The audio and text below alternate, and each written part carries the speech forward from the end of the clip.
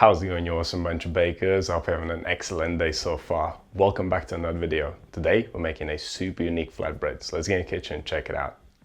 When I think of focaccia, I think of savory toppings and accompaniments.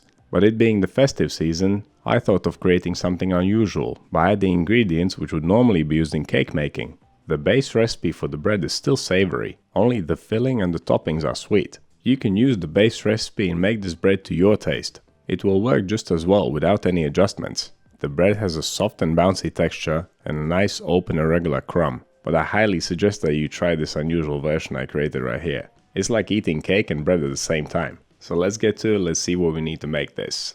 For the focaccia base, we'll need white bread flour, water, olive oil, yeast and salt. We'll need an apple. You can use any apples that you like. It doesn't need to be a cooking apple. For the crumble and the spiced sugar, we'll need some white bread flour, brown sugar, butter, ground cardamom, nutmeg, cinnamon, and allspice. But you can of course use your favorite spices. When it comes to the equipment, we'll need a bowl, scales, a dough scraper, a temperature probe, a brush, and a baking tin. I'm using my Lloyd's Pans pizza pan because it will give my bread nice straight edges, but you can use any tray that you have. Right, let's begin by making the spiced sugar. This will be used for the crumble and for coating the apples. Combine the sugar, the cardamom, the nutmeg, the cinnamon and allspice.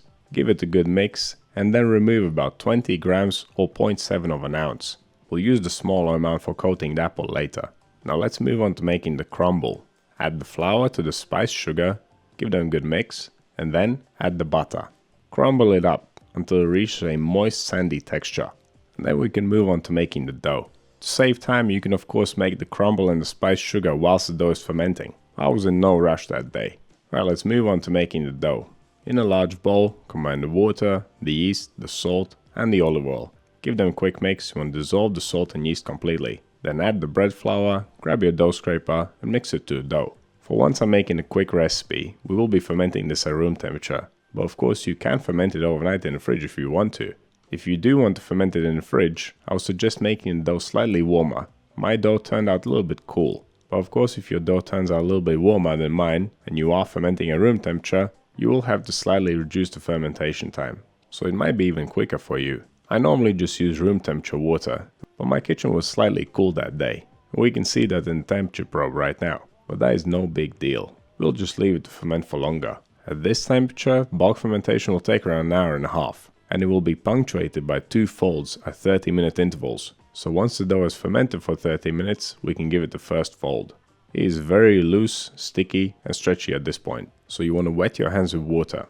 Release the dough from the bowl and then perform a few coil folds. Pick the dough up by the middle, let it hang down and roll it underneath itself. Then turn it and repeat on all sides.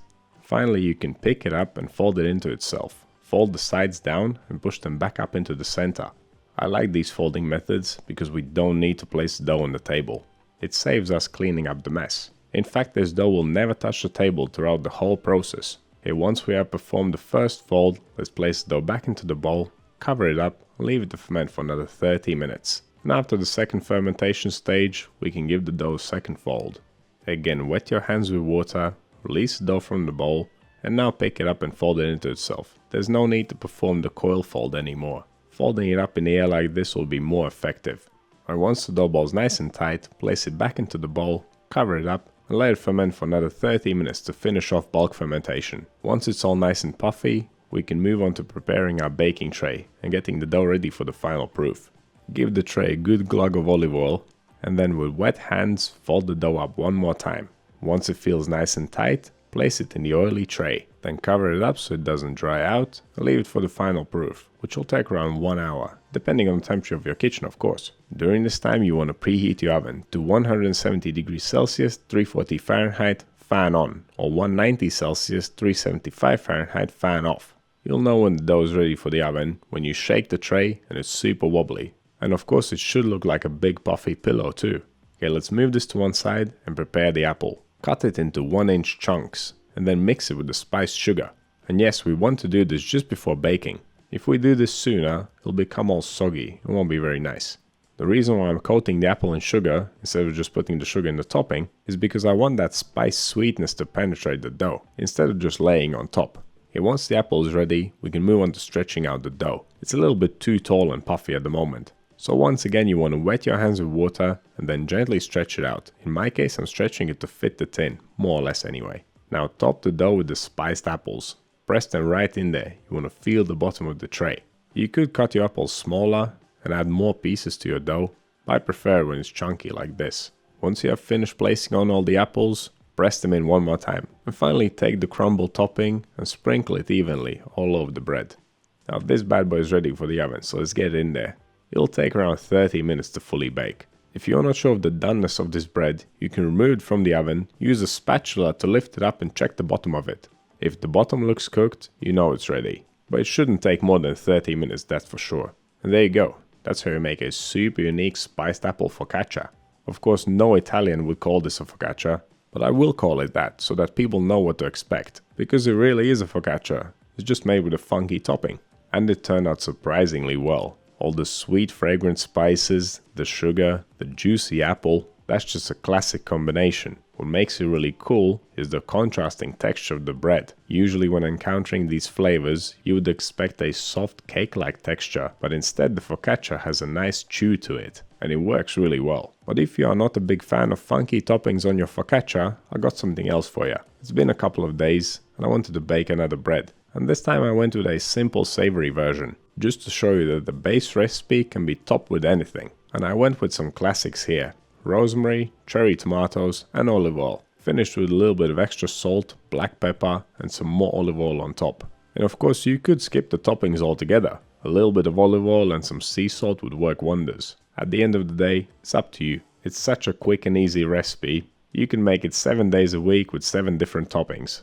There is one difference when you go with the savory topping, and that is that you can bake the bread at a higher temperature. Having all that sugar nut previous loaf would not allow this, because it would burn. But a savory bread like this one can be baked nice and hot to achieve a nice crispy crust. This bread takes 3 hours from mixing to coming out the oven. If you want to improve on the flavor and texture a little bit, you can cold ferment it, as I mentioned earlier.